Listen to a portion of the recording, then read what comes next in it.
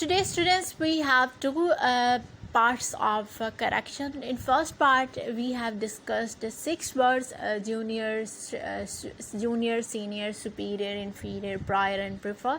And now we have the word dare. What does mean by the dare? Dare means jurrat karna, himmat karna, to do something bravely. So, if you use dare with negative or interrogative sentence, in interrogative and negative sentences, if you are writing dare, then there is no need to write down to after dare. But in your positive sentence or affirmative sentence, you can write down to. This is a part of your correction. Let me explain again. After dare, don't use to. This is to.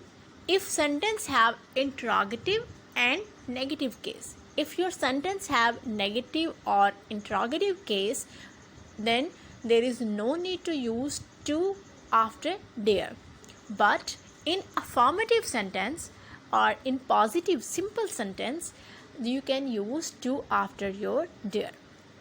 So this is very simple thing. After affirmative sentence, you can write down to, and this is essential for you to write down to after dare. But in negative and interrogative sentence, you are banned to write down to. If you are writing to, then this your sentence will be wrong. Example are here. First one, we have I dare not tease you. After you are not writing here I dare not to tease you, you have written I dare not tease you, because this is negative sentence. In negative sentence, you don't use to after dare. Second one, we have dare you insult him. Again, this is interrogative sentence. There is no need to write down to after dare. But the next sentence is he dares to criticize me. This is simple or affirmative sentence, so you are right here if you put to after dare.